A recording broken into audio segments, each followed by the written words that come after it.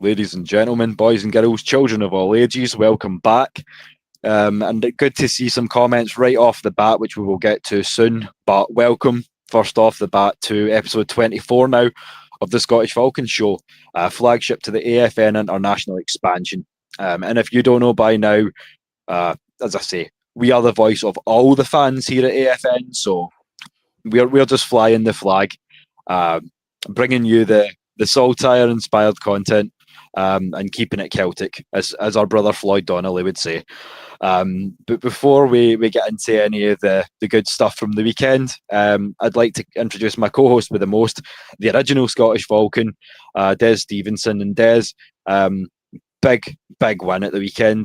That's a big scalp to take, the MPJ versus MVP, and you failed the test, Josh. Absolutely. I was thinking about this. I have to go back probably a decade. I mean, seriously, you're getting back to the 2016 season. The last time I felt like this after a game. You're always with the Minnesota game. It was it's JJ McCarthy. With the Washington game, it was Marcus Mariota, who effectively had a 90.2 passer QB rating, so effectively elite rating. So it wasn't as if he had a bad night. But this time we're up against the MVP, and the MVP who has made a lot, and I mean a lot of teams look bad. And this defense, what can I say? The defense stepped up. Josh Allen was seeing ghosts. I mean, effectively, you hear some of the statistics, and you hear that the last time he was pressured so much was like in 2021. So you hear a lot. You heard a lot of the stats on the game. It was worth my while, effectively staying up to 4:30 in the morning in Scotland, because I wanted, once the game had finished, I wanted to live the experience and watch all the interviews and watch the coaching interviews and effectively just take it all in. But 100%. As I say, it's the pitfalls of being a fan, especially in Europe. But as we always say, the boys are not afraid to put in the grind. And when you want to talk about grind, I'm going to put shout out some of these comments, as we like to do early on. So shout out to Smooth C. I would love a wee nip, given that I'm a wee bit under the weather. The jig, not so much. Maybe a wee Highland fling for you. But I'm no Highlander. I'm a Ouija, a Glaswegian. So, what's up, Falcons family? Good to see you, Stephanie, down in the chat as well. Miss Sonia, as always. My brother, Floyd Donnelly, just shouted you out there. On to the 40 winers, as you say. It's going to be a big game, the battle in the Bay. So we're looking forward to that. 40 winers. Yeah, I like that. Fantastic. That makes a difference. I seen a meme just after the game last night, and it was a photo of it was either a cigar or a blunt, but at the lip tip it was the Buffalo Bills logo. So it's basically like we smoked the Bills, and I commented, it's a little bitter to the taste, but but no, as I say, like the defense played out of its mind. That offense is finally clicking too, and as we'll go on into a little bit more stats in a little bit, but the number one statistical defense in the entire league, the number two statistical offense in the entire league, a career night from Bijan, not to mention the fact that between them, Robinson and London are the only pair in NFL history to, in two separate games, both go for over 150 yards from scrimmage. And from the mic'd up session, I wanted to throw in, you hear Michael Penix Jr. on one of his runs say, "This dude is a create your own character, 99 overall."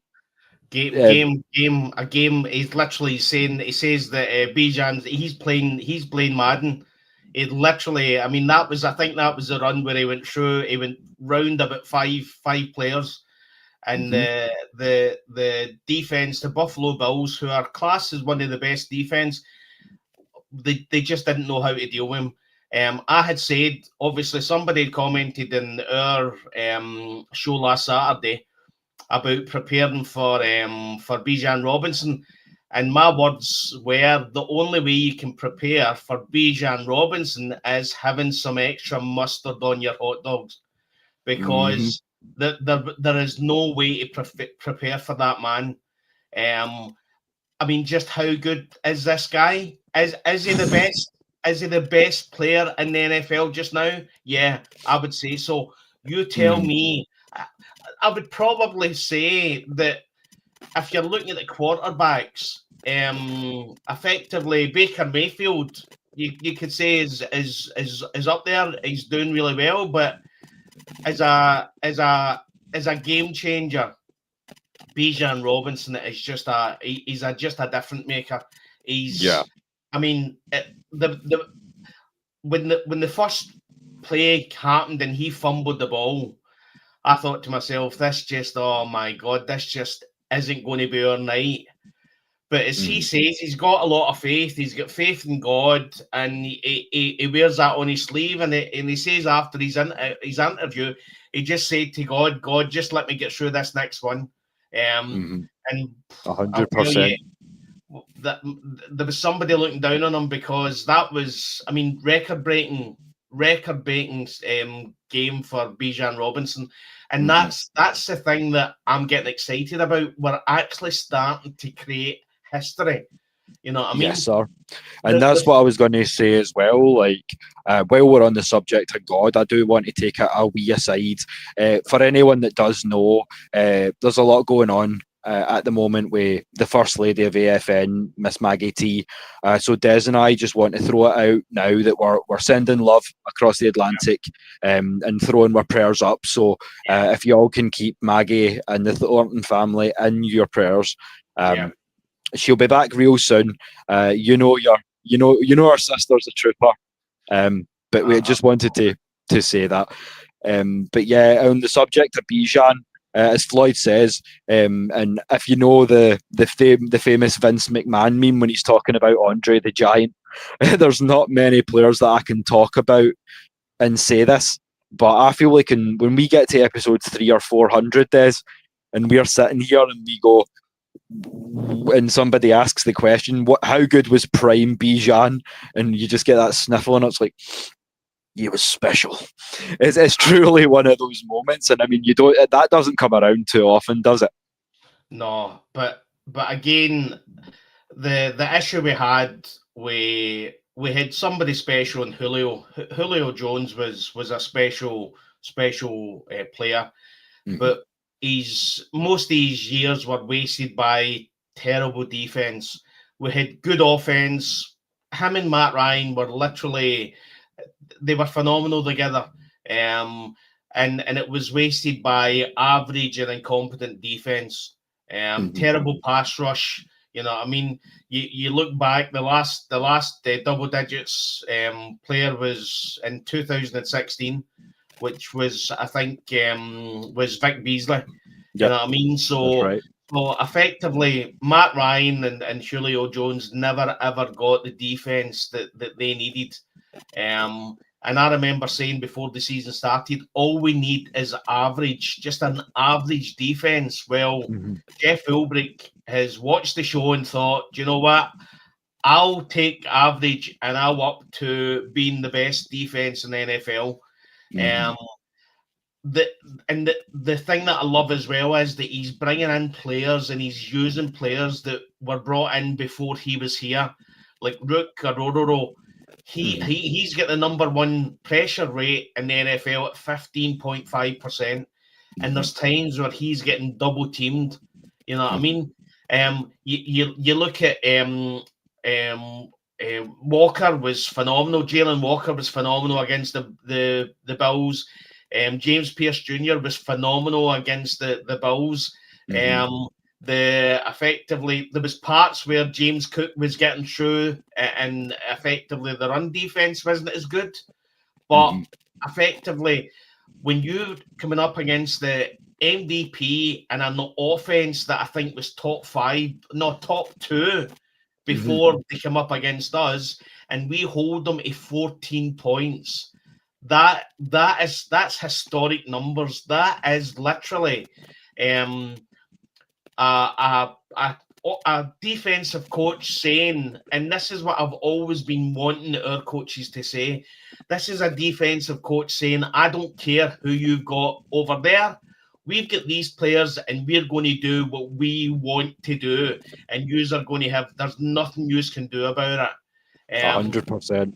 And when you talk about history, that's one more piece of history for Bijan Robinson. He is now number 2 in franchise history in a rushing touchdown distance. He is only beaten by an 84-yard run from Warwick Dunn, but that is the second longest touchdown run in Falcons franchise history. So there you go. Crazy. And to be honest, if you look at it, I mean, we've got the number 1 overall defense. We've got the number overall offense, and number 2 overall offense. And when you actually look at it, in the third quarter, the offense effectively was starting again. They were playing really well, but even Michael Penix Jr. has come out and said we're not as good as what we could be.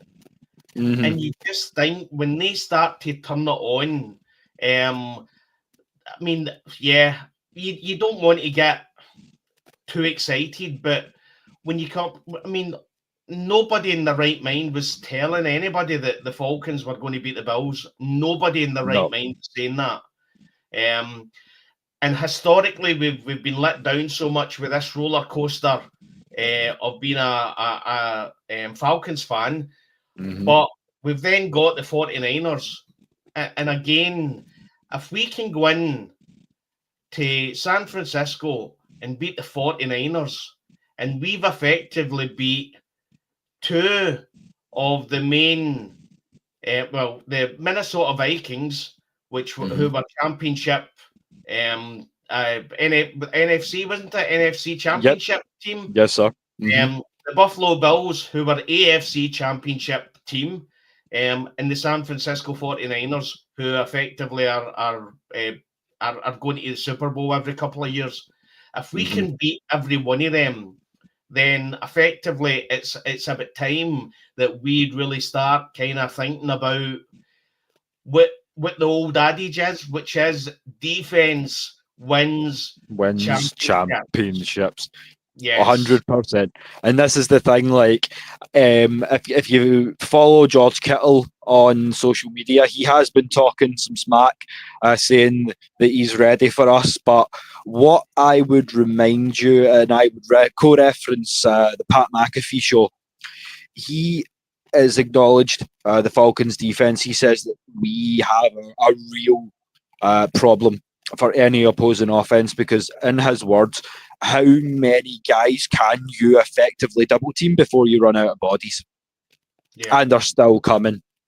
And that's what I love, the mixing up the blitz packages. I mean, all credit to Coach Ulbrich. He's created quite a devastating defense here. And what's getting to me is, even though that we're being affected by injuries here and there, I mean, you take the Carolina game off of the table. We effectively, in a lot of ways, should have and could have beaten Tampa Bay. Let's keep it 100. So I mean, take out the anomaly that was 30-0. This team is almost there, and as you say, we have not yet reached critical mass with it. I don't think offensively or defensively we've reached that critical point, because the young guys are just coming in as well. That's the most terrifying thing. And I know we were concerned to a degree about the fact that we were starting 4 rookies on defense, but I mean, I feel like it's proved self-evident at this point. You know what I mean? Again, all the garbage about effectively moving up to take James Pierce Jr. James Pierce Jr. has, in just 5 games, he's proven that what he can give to the Falcons is effectively a pass rush. The benefit we've got now, and why we're seeing so many sacks now, is the fact that we're able to rotate in effectively players that I'm not doing all downs. They're coming in on maybe 3rd and 4, and they're fresh. You know what I mean? Yes. Who heard of Sam Roberts? I mean, Yeah, literally, I know. that went right over my head. I don't think any fan out there will say when we heard about Sam Roberts. I mean, literally, I was like, who's Sam Roberts? He came in and got a sack. So effectively, that's saying that we wore the Buffalo Bills offensive line down that much that effectively Josh Allen, I mean, we terrorized Josh Allen. I mean, the snap where effectively within about 3 seconds, there's 3 men on Josh Allen. And he was down on the ground. There was the other one where effectively there was 2 or 3 men round him, and all we done was grab him. We just grabbed him. We didn't even throw him on the floor. It was a case of their defensive line is supposed to be the offensive line is supposed to be one of the best. We terrorized them. This is what's exciting about everything, mate. This wasn't the Panthers. It wasn't the Aints. It wasn't the Tennessee Titans. It wasn't the Houston Texans.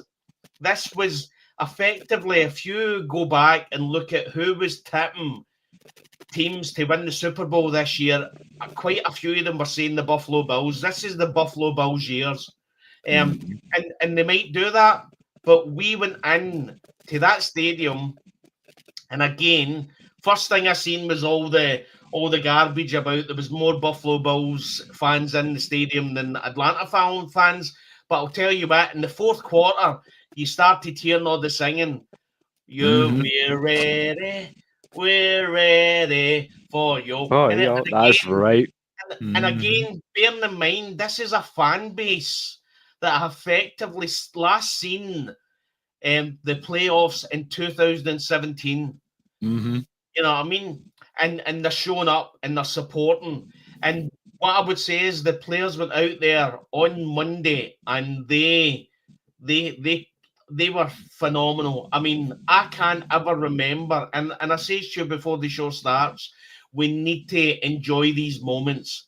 100%, because we don't know how many or how few and far between they may be. So take them as they come, 100%. And while we're talking about the Rise Up tour and the fans, another frequent flyer and family member of the AFN. Shout out to the Ladybirds, Auntie Pam. We heard you on Facebook. You were in full voice there, Miss Lady. Absolutely. Absolutely. And again, the fans showed up and they sat in their seats and the crowd was phenomenal. I remember, I think it was Mike Penix Jr., Mike Top talked about the rafters and how full it was. It was like, look at all them up in the rafters. He says it's rammed up there. Again, you don't see that in the TV. All you see is the first and the second. And what I didn't understand is the ones that are in the main sections at the front, they can come down to the sideline. So you see a lot of people standing at the sideline. But again, I'll say again, get in your seat. Let's support the players, because I have to go back to the special season in 2016 to be as happy and as excited as after a game as I was after the Buffalo Bills. And again, you just look at everything. You look at Bijan, you look at Drake London, 10 catches, 158 yards. You know what I mean? It was unmanageable. He just, everything that went to him was getting to him. I'm still surprised about how quick Michael Penix Jr. gets that ball out of his hands. It's just, it's on its lightning, absolute lightning. And then you had Tyler Algier. Now, Tyler Algier, when he went to score his touchdown, he had an option. There's a guy in front of him, there's a space. Yeah. What does Tyler Algier decide to do? No, you're getting it. And that was that. He made sure that if you think you're going to challenge me, I'm taking you out, and bang. He hit the boy before he went into they hit the touchdown. And that was him saying, don't ever step in front of me again, because this is going to happen. And you're talking about Ed Oliver, who himself is an absolute monster of a man. At what, 6'4.5" and 321. The dude is a huge bit of a guy. But I feel like Tyler almost has an atmosphere. When you come within a certain distance, you're getting pulled into contact. And I love that. I love that ethos. And as Floyd says, if we can keep that play style coming, there's no reason why we can't run the South. And that's, as I say, what I want to see. I want to make sure that these teams are reminded that we run the South. And thanks for tuning in as always, Floyd. As I say, go deal with your business, and you can catch up on the fly after the fact. But thanks for coming as always, brother. Absolutely. So again, there's loads to add to. You know what I mean? Yes. Great London, phenomenal. The O-line was phenomenal. Jake Matthews comes down, and Mike Jarrell comes in, and again, effectively, when somebody comes in for Jake Matthews, if you're not saying his name, then that's a good thing. You know what I mean? Mm-hmm. Obviously, there's talk about whether Jake Matthews is going to make it for Sunday. The guy's got an 180 game stretch to protect. Unless that guy's ankle is broken, I guarantee you, Jake Matthews is going to be in that offensive line come Sunday. He will not miss it. Effectively, they're saying that it's day-to-day. Day-to-day means there's a possibility that Jake Matthews is going to make it. He's going to make it. You know what I mean? It's like I've seen players with that mentality playing in Scotland as well. Like, there are people who will let an injury heal, or there's people that will go, nah, ibuprofen, hot and cold spray, and a hell of a lot of tape, and let's go. And that's what I love about Jake Matthews. Lead from the front. And that was something that, as I say, we have finally shown what this defense can do against a solid offensive line. Because one parallel that I've always drawn between the AFC East and the NFC East is they come out with big, solid, well-disciplined offensive lines in a lot of cases. So that was a real test. And I mean, we passed it with flying colours. As you say, 4 sacks, 2 picks against the MVP. You can't really ask for more than that, especially when you see some of the offensive play around the league. Not naming any names, Houston. But yeah, like, I'm glad of the units that we've got offensively. And shout out to Michael Jarrell as well. As I say, he came over from the Seahawks having faced 208 snaps, 203 of those as a right tackle. So stepping in at left where he's only had minimal experience and putting up that sort of game, like, I'm glad that we picked him up in that case, because, as I say, as Jake's getting older, I know the consistency's there. I know he's like effectively one of the captains as well, whether he's got the badge or not. But as I say, it's always great to have depth, and that's another beauty to this team. The injuries have hampered us, but they've not stopped us. And that's been something that's great to see as well. And that's a benefit of whatever they're doing now. Effectively, how many times we're up against one of the teams in Sunday? How many times have you heard or have you seen effectively teams having really, really bad injuries and then rolling out people that you'd never ever heard of, and effectively it looks as if they've been on the team forever. You know what I mean?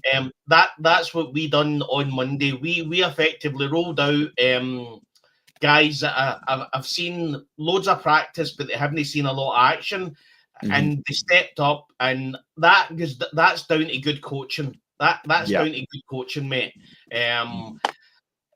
Again, you've got your issues. I think the time management again at the end of the first half. With Raheem Morris was a bit questionable. If he'd have called a timeout and saved 20 seconds, we could have got another touchdown after Great London was ruled out. But again, that's we just need to look past that. But although it was 24-14, well, we left probably 13 points on the field. You know what I mean? We had At the very least, we left 10 out there. absolutely. No, of course, but then again, let's talk about kicking, and we'll do that. What's good with you, Jay Black? And you know what? That's a tagline that I may well run with. I'd never really thought about it, but being Will the Thrill Waddle, T-Wad, I like it. I like it. As I say, the do-rags are in the mail, so no, I've already been threatened. I'm going to get there, and they're going to try and braid my hair. So that being what that is, I don't know. I'm all about embracing the culture, as I've said before. But yeah, but no, let's talk about kicking. I mean, I've not had a look at the free agency in a minute outside of the wide receiver position, which we can talk about also. But the kicking's not there. It hasn't been all season. So I mean, are you taking another look at old Lenny the Leg? Well, we need to try something, because we're going to get to a point that as we progress and we play better teams, and hopefully when we get to the playoffs, there's going to be times where the score's going to be really, really close. And there's going to be times where you need that competent kicker to step up and have the confidence and have the coach's confidence that he can effectively say it's a 52-yarder. You know what I mean? We either punt or we allow you to go for 52 yards. We're still at a point where I think Raheem Morris, and to be fair, the lucky thing about the game on Monday was the fact that we didn't have to really do much kicking. You know what I mean? I think it was only two kicks. Yeah. And we didn't do much punting either. So again, that was good, but you just don't. You know that Raheem Morris, if it was a 52-yarder, he's punting the ball. You know what I mean? I don't think he's got the confidence, say Parker Romo, to send him out and have the knowledge that he's going to put it through the middle of the uprights. And that's a big issue. That's a big issue. There's going to come a point where we're in a playoff game and we need to kick. Literally, the Michael Penix Jr.'s went down the park and got us within a field goal range with 2 seconds left, and we need to have the confidence that we can bring in a kicker and he's going to put it through the upright. You know what I mean? 100%. Do you know? I think it was young Cam that made the point, but I wouldn't be against Ian Bradley pinning a crack at place kicking, because look at the way that he punts. He's fantastic at pinning them back. He's quite precise. He's quite accurate, and in terms of distance, I mean, when you're trained as a punter, you can get your leg under the ball. So I mean, if you don't want to give Lenny a crack when he's sitting on the practice squad, why not? Give Bradley Pinion a few kicks in practice and see what comes of that. I mean, I can only assume that Lenny is inconsistent. I think he's got a good leg, but I think where they're worrying about is the pressure kicking under pressure. He's never been in that position. Whether if you're Parker Romo, I don't know where Parker Romo had his college, but at some point for him to get to the NFL, he's been good enough that he's had times in his college career that he's had to make important kicks to win a game. So he's felt that pressure. You know what I mean? Lenny Craig came from the European League of Football. You know what I mean? And he's done well, but let's be honest, it's not a big league. There's not a lot of pressure. There's not a lot of eyes on you, you know what I mean? So effectively, we need to bring in, as they've said before, we need to continue to bring in competition for the kickers, and see what's out there in free agency. Yep. And I'm just having a little look here into Parker Romo. He is a Georgia boy, born Peachtree City, Georgia. He would have come out of the draft, having played 2019 through 21 at Virginia Tech. He went undrafted in 2022, picked up by the Saints. As we say, he went on to the UFL with San Antonio. He's been back in the league for about 3 years now. So he's got some experience. Yes, yep.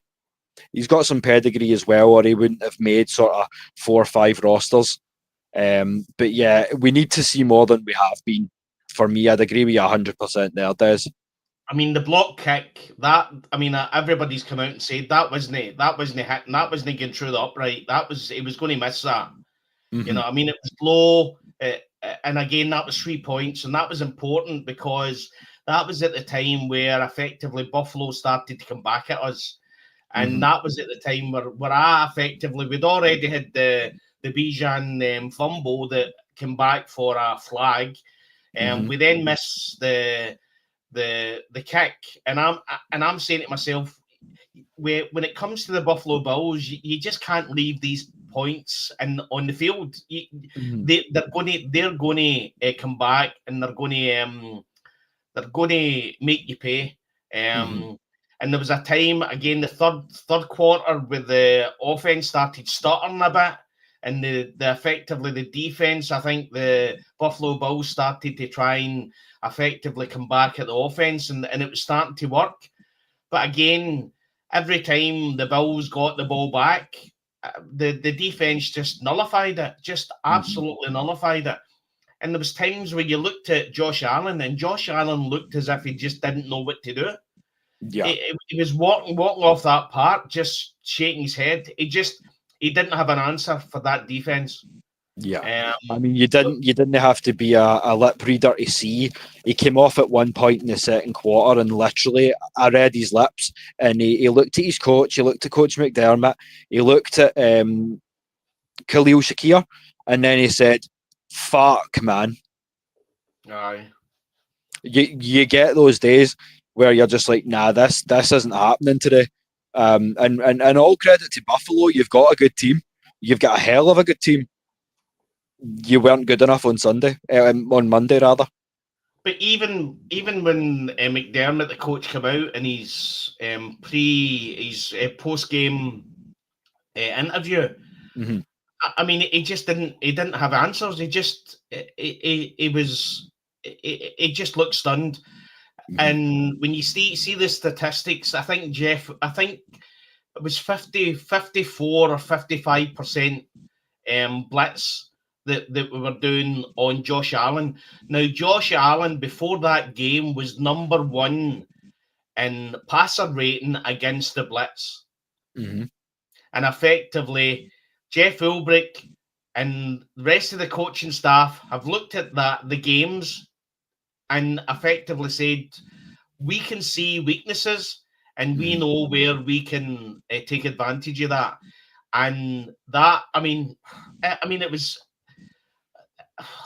the best. I mean, it was dominance. It was dominance. We literally dominated that Buffalo Bills offense, and I'm still coming to terms with what I seen. I'm just not used to an Atlanta Falcons defense doing that to not the Carolina Panthers.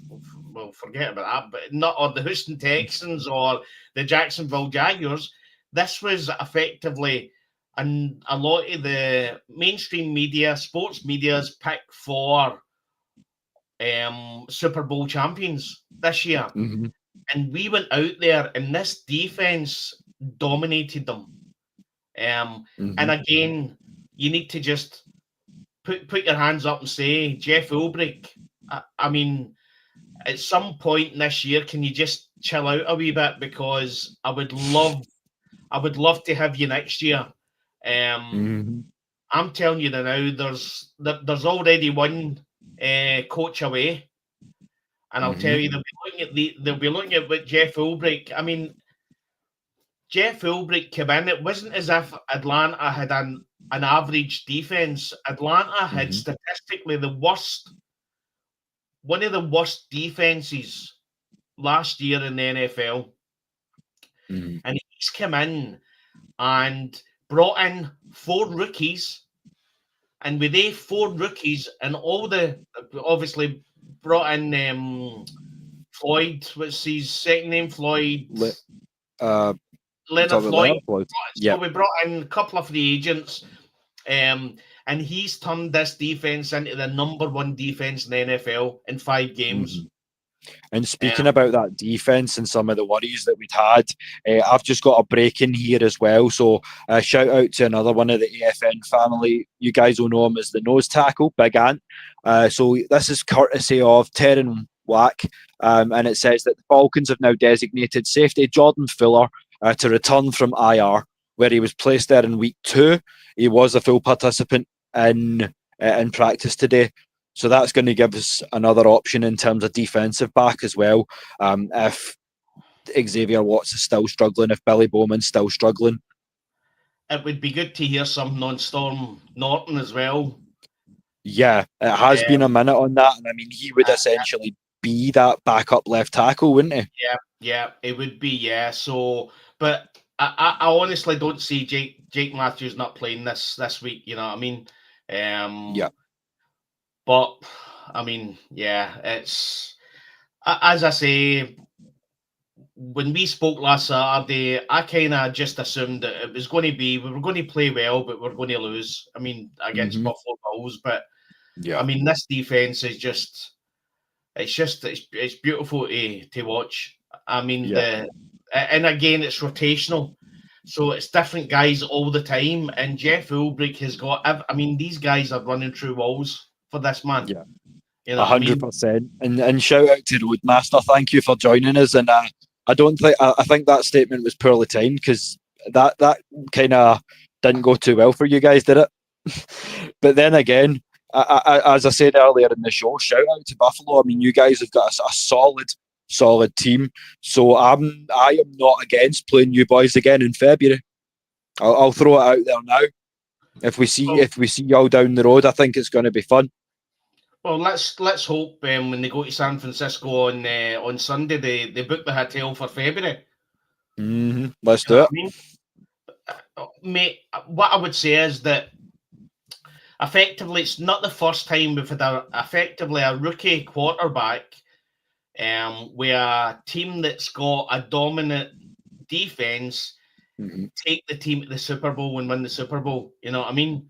Yeah. Effectively, as it's always said, and I've always challenged it when I've heard it saying about defenses win championships. But it's true. You know what I mean? You imagine just for a second, and I'm trying to really just get the juices flowing. You imagine that was the Atlanta Falcons and the Buffalo Bills in the Super Bowl. And effectively that's what we've just done against the MVP. You know what I mean? This ain't an ordinary quarterback. This is Josh Allen. You know what I mean?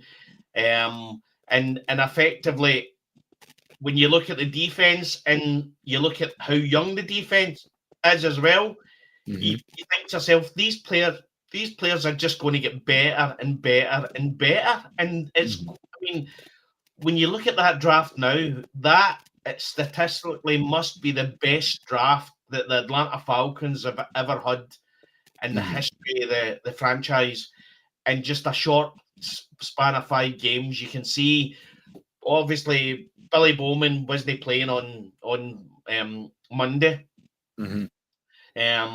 But Xavier Watts, again, shout out to D. Alford. D. Alford is statistically is one of the top cornerbacks in the NFL. So again, D. Alford had the interception, which was again phenomenal. So again, the benefit we're getting from this Jeff Ulbrich defense and keeping it simple is the fact that the players that were struggling last year, they're now able to step up and they've got the freedom to show everybody what they can do. It's got to a point where Jesse Bates III really hasn't had to do that much. And he's left it to everybody else. AJ Terrell came back. He had a phenomenal game. You know what I mean? when you talk about the MVP quarterback, the MVP of the league, and we keep him at 14 points in a game. That is, I can't say enough how phenomenal that is. Oh, 100%. It's just been crazy to see. Oh, sorry, on you go, Des. Yeah, but we have to keep it going.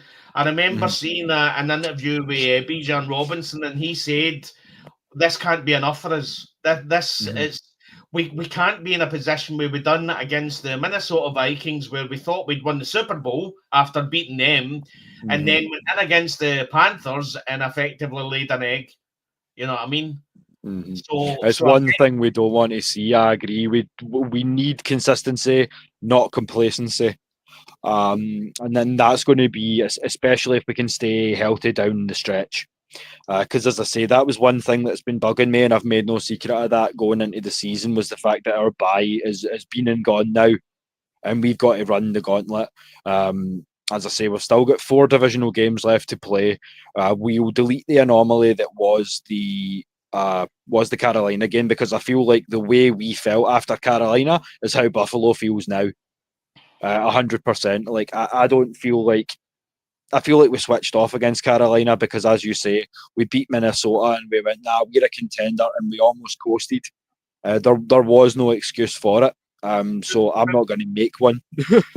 Fair play to Carolina. The Panthers have showed that they're not a bad team. No, like people are saying, it's going to be a 3-horse race now for the South. And effectively, the NFC South isn't the dumpster fire that everybody says it was. You know what I mean? I mean, we've got the Aints. The Aints are a dumpster fire, and I'm all there for it. I mean, I can watch Spencer rattled, getting rattled every day. I mean, it's enjoyable to watch. But effectively, what I would say is that consistency when it comes to a Super Bowl team, and you look back, every Super Bowl team has a bad game. Yeah. And to be honest, I think we'll look back on this at the end of the season and say that Carolina Panthers effectively done us a service, because effectively they moved on from Ike Elliott, the wide receiver coach. Yep.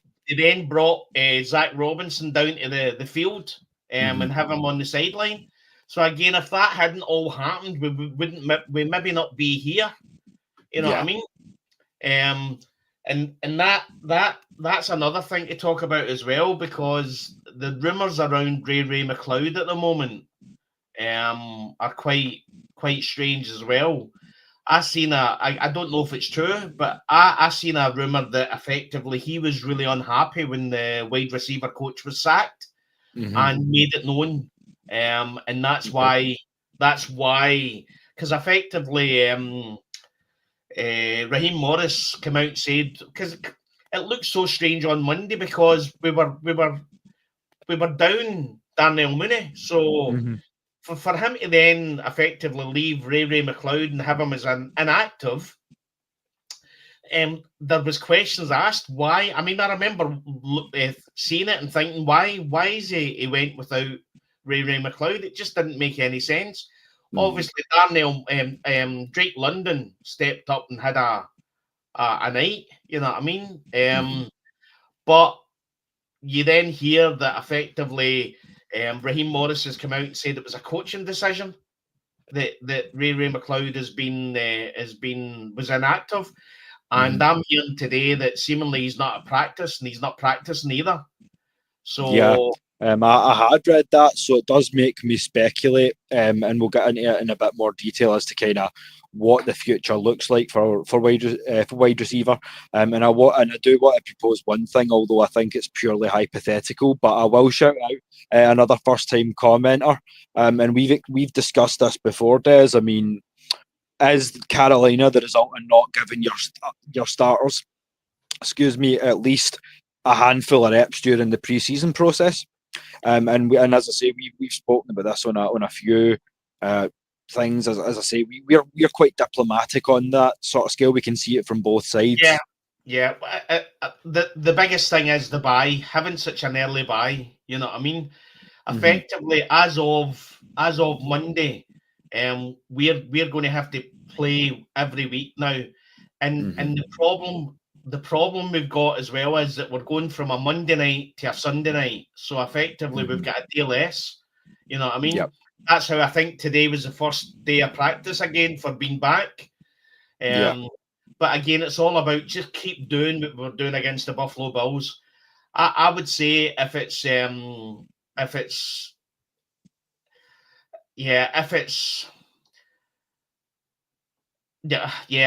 just think the Carolina Panthers game was just an anomaly. I just think it was just a bad game, a game that had to happen.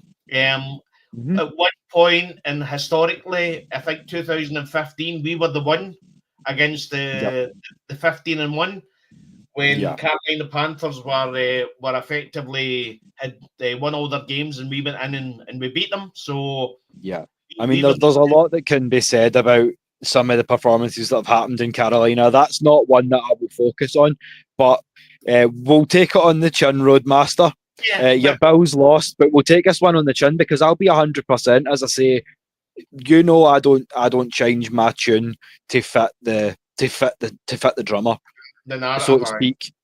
But at the end of the day, I'd rather face adversity. I'd rather take a few bruises down the road because 17-0, as I say, I'd rather take a few shots in regular season and then figure it out in the playoffs where it all comes together.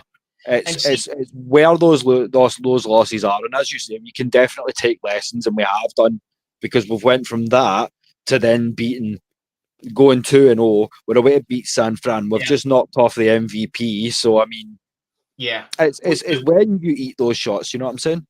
Yeah, effectively, I've forgotten about Carolina Panthers because since then we beat the Washington Commanders and an NFC championship team, and we then beat the MVP and an AFC championship team in the Buffalo Bills.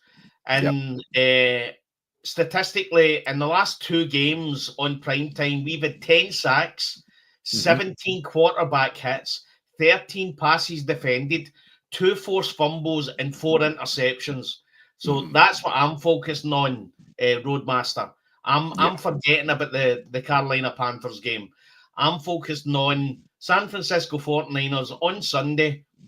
If we can do this against Josh Allen, we can do it against Mac Jones, Brock Purdy, whoever's playing.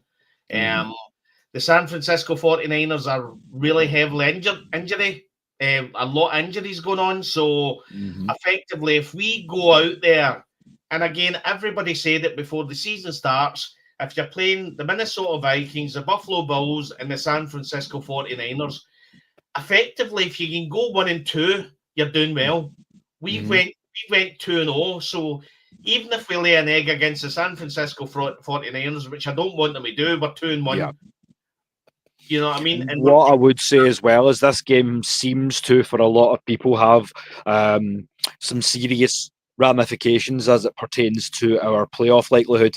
It says if we win in the Bay, our likelihood of playoff football is 71%. Should we lose on Sunday night, that playoff percentage will drop to 41. And it's currently sitting at 51. Yeah. So it's a big game no matter how you slice it, Des. Yeah, but again, we need to remember as well that Michael Penix Jr.'s only played he's only played 8 games. So so effectively in his 7th and 8th game, he's helped the offense beat the Washington Commanders and the Buffalo Bills. We don't need anything special out of Michael Penix Jr. now. We just need him to be manageable. We need him to be effectively just learning as he's going along. We don't need crazy, phenomenal stats. We've got Bijan Robinson there. We've got Taylor Algier. We can still run the ball. When he is putting it down the field, he's got Drake London. He's got Kyle Pitts. You know what I mean? Okay. While we're on the subject of Kyle Pitts, that is one to throw in, Des. Do you understand the hate that's coming from some Atlanta Falcons fans? Because some of these people out here in the comments, we do our homework, as we say. When you're coming on late, you've got all day just to study. So your boys have been in the books, and there's a lot of y'all that are not convinced by Kyle Pitts. So if you're one of these people, let us know down in the chat how you feel. But Des, I mean, for me, I feel like he's the guy you franchise tag because we need to pay Drake. So I feel like we're going to see him tagged. But at the end of the day, he's not fully emerged into the player I feel like he could be, but it's definitely trending in that direction. Wouldn't you agree? I don't see where the hatred comes from so much. No, I mean, effectively, I know we say he wasn't drafted to be a tight end, but at some point, you need to have him. At some point, he needs to be a tight end. He needs to block now and again. You know what I mean? So, effectively, what the fans don't understand is, effectively, Zach Robinson is scheming this offense around what he's saying with the defense. You know what I mean? Effectively, if you're looking at your main wide receiver had 10 catches for 156 yards. There's only so much that can go around, especially when you're handing the ball off half the time to either Tyler Algier or Bijan Robinson. At some point, you need to accept that if the ball goes to him, he's going to do well. But if the ball doesn't go to him, we need to use him as a blocking tight end. I mean, and that was one thing for me that we also did well on Monday was we balanced the run and pass well. I mean, we came out and I was like, right, punch them in the mouth, run with Bijan. First two drives were 90% pass. And I was like, oh, okay. And then we opened up the run a little bit. So I loved the balance, and I feel like I'm pretty sure it was like 32. What was it? Something like 32 to 30 in terms of run to pass. So it was a great balanced game. We kept them guessing. We kept them on the back foot. So I feel like if we play that game, there's nothing that San Fran can really do to stop us. I mean, they have a named captain missing as well. Fred Warner. So I mean, we can definitely exploit that. Just in the same way as we exploited the fact that Buffalo didn't have Matt Milano, not having that Mike to crash down when you've got a dynamic running game is going to hurt your defense. And we have Zach Robinson who knows how to exploit that, as we've just seen.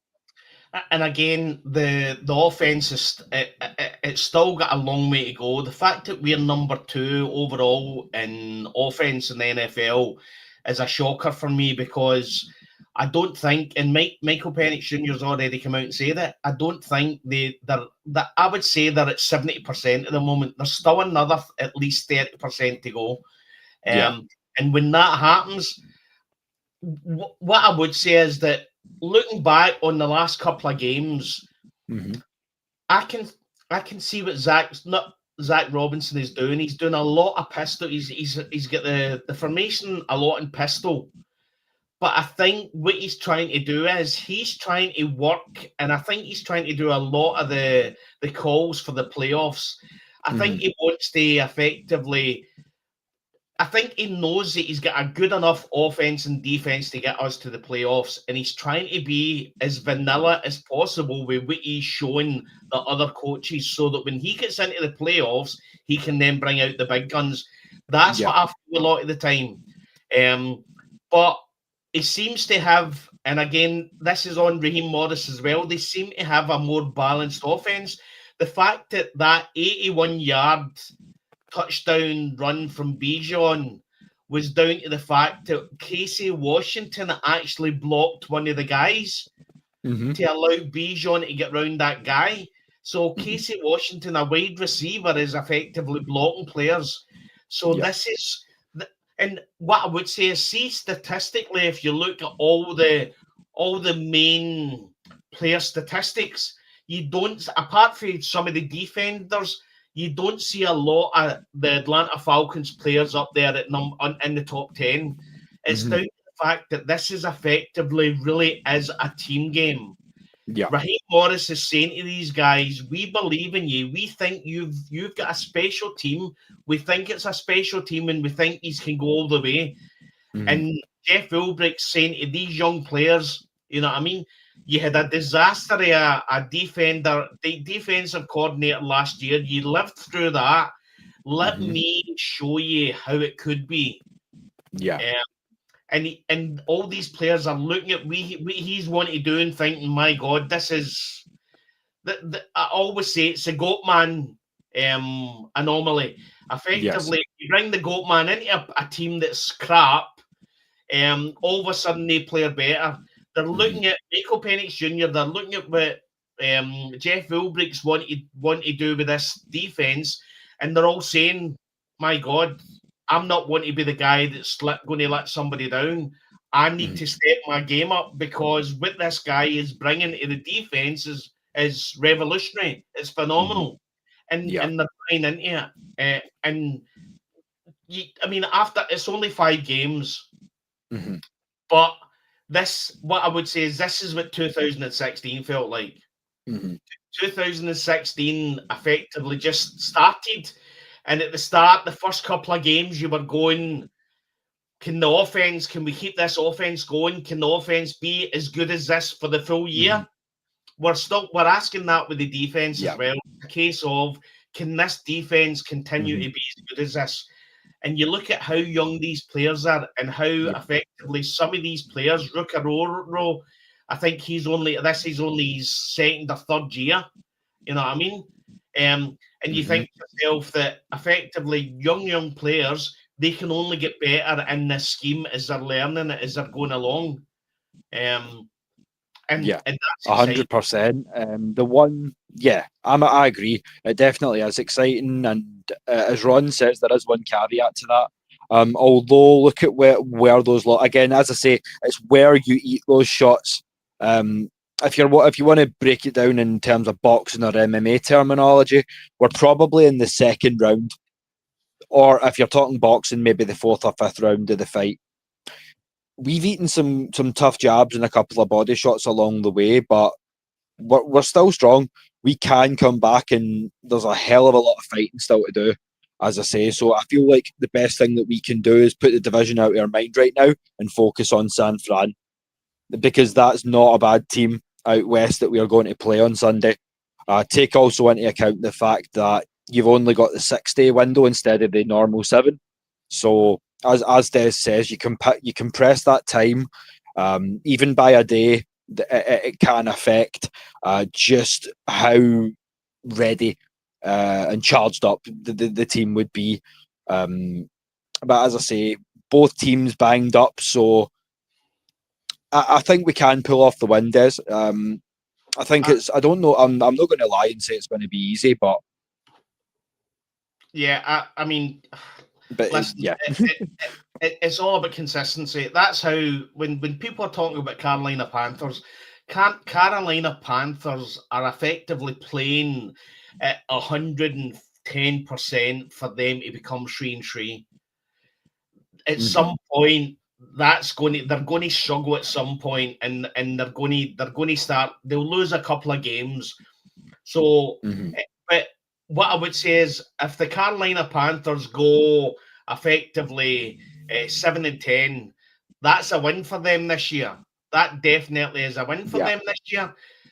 Tampa Bay Buccaneers are 5-1, but again, effectively they're really, really banged up. They've got a lot of injuries. I know they've got possibly Mike Evans to come back, but again, it's going to be hard for them to be consistent all the time.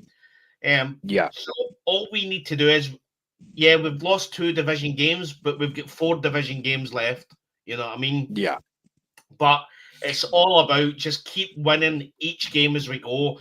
If we go in and we beat San Francisco 49ers and we go to 4-2, and effectively you look at the 2 teams that we could be competing against for the playoffs in the wild card, you're going to have Minnesota Vikings, you're going to have San Francisco 49ers, so we've got a tiebreaker against them. You know I mean, and that's where we focusing on these games is particularly important. When you talk about seedings and you talk about head-to-heads, that's going to be important. So knocking off even Washington, so Washington, San Fran, Minnesota, that's 3 of our 4 wins. Not even taking into account that we could well see Buffalo in February should we make it that far.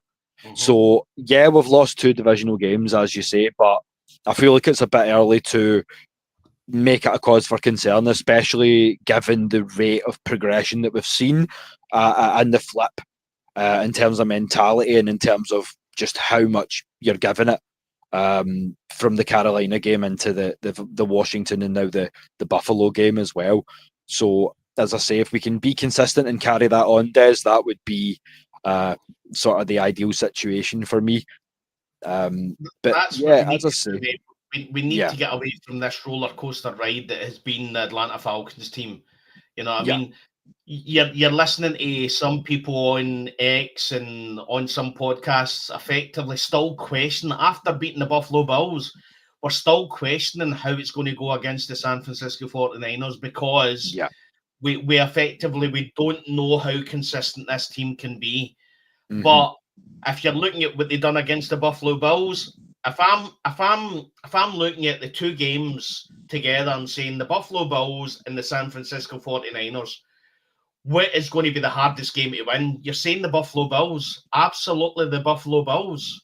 You know what I mean? Because it's Josh Allen. It's the MVP of the league.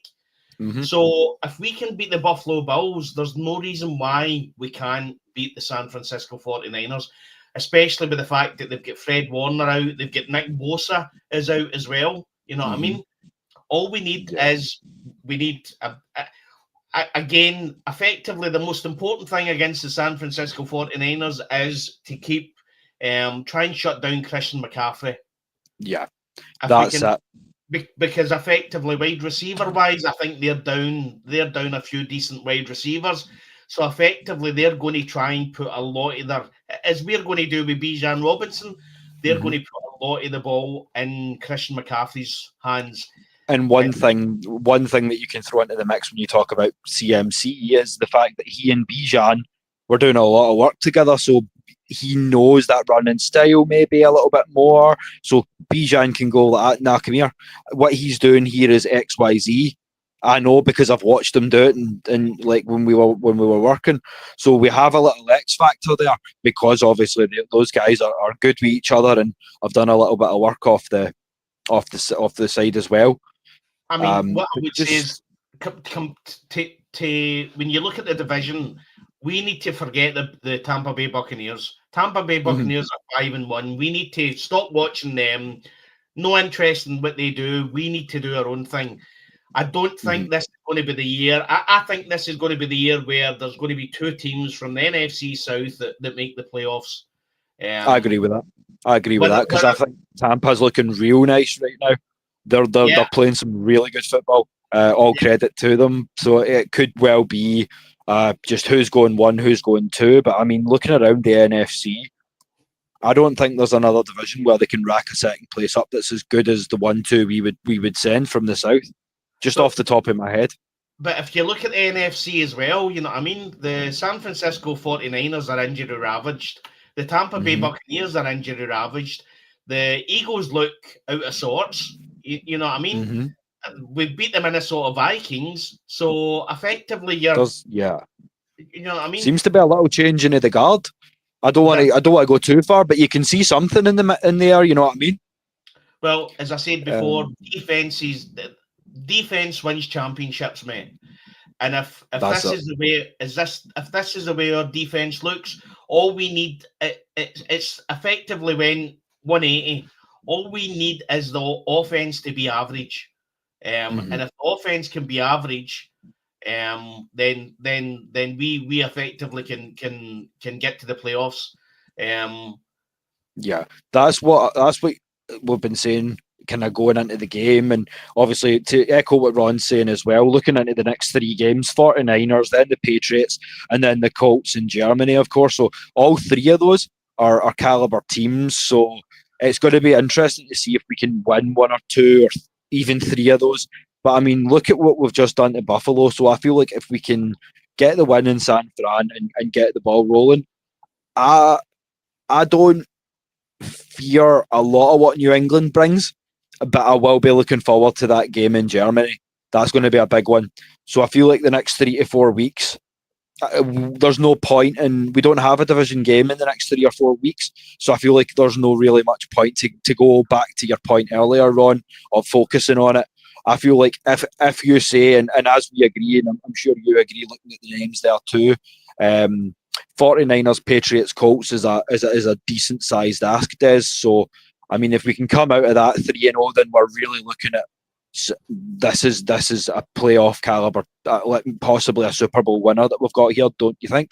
See, to be honest, I worry more about the Miami Dolphins. That because effectively we're in this upside down world of the Atlanta Falcons. Yeah. That effectively will lay an egg against the Miami Dolphins.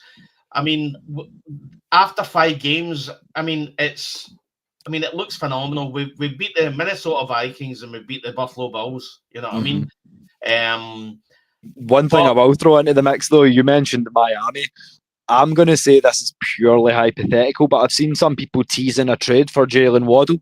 And as much as I love my little brother over in Miami, we can't afford him. We ain't got Jalen Waddle money. There's no chance.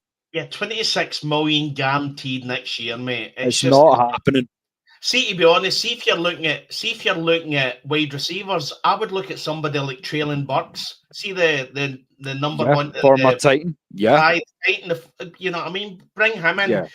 Sometimes you find with a lot of players, and again, I've heard Calvin Ridley as well, and I felt at some point, once Julio had went away and Calvin Ridley had that wide receiver one on his back in Atlanta, it was too heavy for him at some point. Yeah. It just felt it didn't wear well with him. And sometimes with some of these young players, bringing them in and having them as wide receiver 2 or wide receiver 3 is beneficial for them. It means that they're not under pressure game in, game out to always do the main thing. Drake London has shown that he's wide receiver 1, and at some point we can look at some of these young players, and I think Traylon Burks, bring him in, try him out, see what he's got. I mean, it's only, I mean, he was, I think he was drafted just after Drake London. He was drafted in the same draft as Drake London. So effectively, he's always going to be number 2 to Drake London, but have him officially number 2. We don't know what's happening with Darnell Mooney. When we have seen him on the park, he's been average. You know what I mean? Ray McLeod was dropping passes. So again, whatever's getting said, whether there's issues and he's looking for a new contract, and we're not coming along with the money and things like that. Whatever's happening there, we're not seeing the best of Ray McLeod. You know what I mean? And if you want to just talk measurables, I mean, Traylon Burks is another 6'4" guy. Absolutely. So I mean, if you want to talk about size and length, you've already got 6'4" with Drake. You've got 6'5", I think, for Charlie Werner. And shout out to the man; it's his birthday today. So happy birthday, Charlie, from all of us here at AFNI and the Scottish Falcons. I hope you've had a blast. But yeah, we've got Charlie Werner as well. So I mean, when you want, like, we could well have the land of giants if you wanted to do so, and he could just highball them. But at the same time, there's nothing to be lost in bringing in a Traylon Burks. I liked him coming out. I feel like he's done some decent things in Tennessee for the for the organization that Tennessee is. But yeah, I like Traylon Burks. So that is a good name to throw in the mix. And speaking about throwing new names in the mix, just before we do kind of continue a little bit, we would remind you all that we're always looking for new members as well to join the Kilted Revolution, as we've come to call it. So, as I say, you'll get me at willthethrilLAFN@gmail.com. You can also email Atlanta Falcons Nation LLC @gmail.com for any inquiries, showtimes, things like that, because as I say, we might be 5 hours ahead and half a world away. but we are here because we love to be. We are here because we want to be. And if you want to be here with us, we'd be thrilled to have you. So, as I say, we'll drop the socials nearer the end of the show. But Des, before we close out, before we do the Q&A and things like that, is there any sort of final little points you want to bring up before we really get into the nitty gritty on Saturday with the family? No, not really. I mean, I'm still just living in the moment, watching this defense. I mean, number one defense in the NFL. I mean, I said to you before the show started, we just need to enjoy these moments. You know what I mean? Because they're few and far between. And effectively, you have to. I mean, I'm going back 10 years at least. To the last time I felt as euphoric as I did after that game.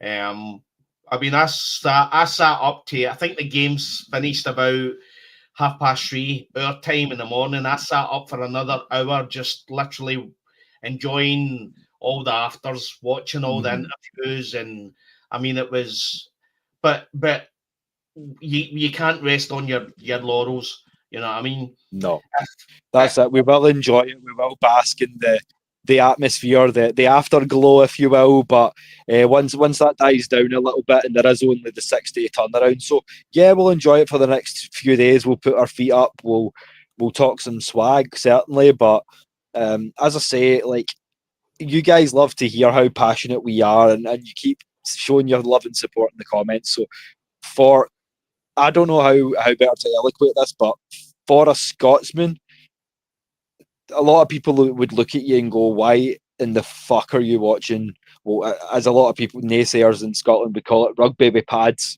or rugby for like wee lassies sort of thing. But again, they don't realise how hard we fucking hit. So at the end of the day, to see our team win and win in that sort of style, it's one of the greatest highs you can feel as a sports fan. And as I say, to be embraced so much by the city of Atlanta and the community, to know how much you love to see these shows go on a Thursday and a Saturday, it really warms my heart, and I'm sure it warms yours too, Des, to see how well received we've been. So we promise to keep it coming. On that note, I can't wait to have the record-breaking Super Bowl program when we're yes. I'll go back to the Atlanta Braves. I remember listening to one of their podcasts right after they won the World Series in 2021, and the guys were in tears, and all they kept on saying was, "We're World Series, we've won the World Series, we're world champions."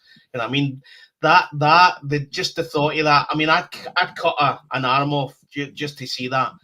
But what I would say is, we have to, at some point, we need to get excited and not effectively lie back and just assume that it's going to be the same old Falcons.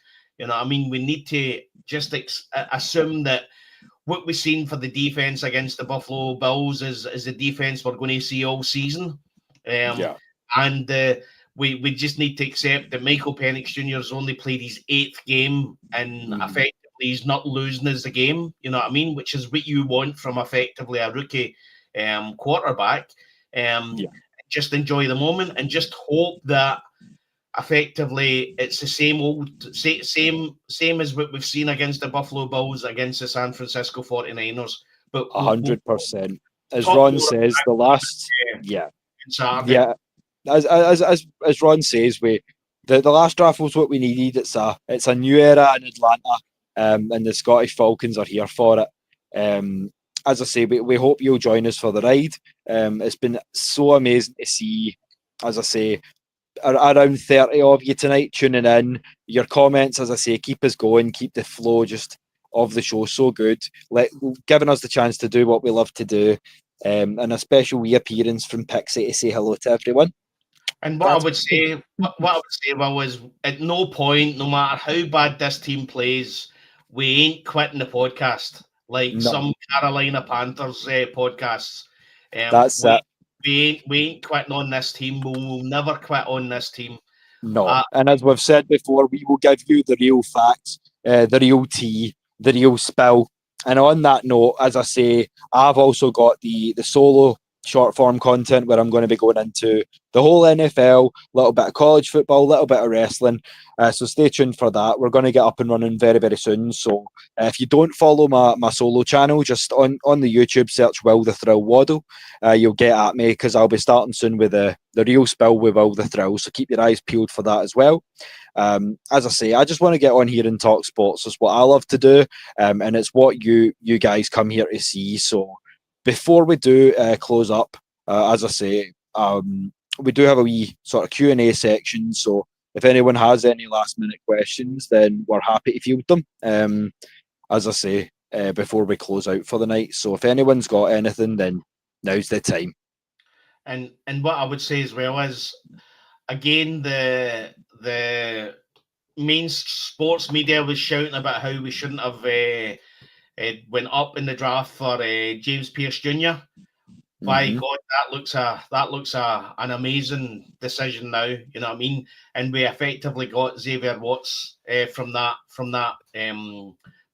Rams in the third round for that. You know what I mean? So then you look at what some of the pass rush that we took in the draft before, Rukarororo. Again, I remember when we moved up in the draft for that, and a lot of people were questioning it because, again, we moved up, I think, about 10 places to grab him. You know what I mean? Again, give Terry his due. He's built a team. You know what I mean? He has built a team. And that's the thing. Sometimes you have to step back because the Falcons have a history of moving up for players. We done it for Julio. We double dipped for Lindstrom and McGarry. So the Falcons have a history of this. So all I would say is I hate to go back to an old vernacular that never was too popular in some spots in Atlanta, but we had to let Terry cook. And now that we see the recipe coming to fruition, I mean, I want some more of that. How about you? Absolutely. And again, effectively, we lost our first place, our draft for next year, first round draft for next year. But effectively, all we've done is brought it forward. Yes. And if you're telling me that us now being number one defense in the NFL isn't worth moving up to take James Pearce Jr., then there's something wrong with you. You know what I mean? So effectively, as one of the messages said, that was the draft that we needed. What I would say as well is, what was the unusual thing about this draft that was different to any other draft? And that was the fact that Rich McKay wasn't hanging over Terry Fontenot's back. Effectively, he's moved on to football. He's dealing with the Atlanta United team now. So effectively, when Terry Fontenot had the chance to draft the players that he wanted, this is what he does. So whether you believe in him or not, what he's gave us team-wise in the last 5 years is now coming to fruition. And this is what we're seeing, and that's what we see against the Buffalo Bills. And to be honest, if this offense turns itself on the way it could be as well, when Michael Penix Jr. gets to a point where he's starting to learn all what he's seen in the defense, that on Monday could have been an embarrassment for the Bills because we could have put up more points. Oh, yeah. 100%. As you say, we left 10 to 13 points out there that we could well have got if we just, as you say, manage the clock a little bit better, which is something that has been a little bit inconsistent. I feel like we could work on is our clock management as well. But all we would say in closing, as I say, is that we are happy with the situation right now. We are incredibly thrilled by the number one D, the number 2O. There's a lot of big things that we want to get into with the rest of the AFNI family. So join us on Saturday. We may even have a special return because as you know, we have the professor, Noah Tyndale, however you prefer to know him, and he'll be trying his best to rejoin us. We'll also have Manuel, and hopefully our game correspondent Lamarcus will be joining us too. So we would be thrilled if you guys were in the building for that as well. But in closing, as always, the shows always come. as I say, well prepared from Scotland with love. And we just hope that you guys are all doing well and that you enjoyed the show. And if so, you know where to find us if you want to join us for a chat. But until then, always remember, the Scottish Falcons, we love our ATL. And remember also that pain is international, but so is passion. Catch you next time. Thanks, guys. Bye.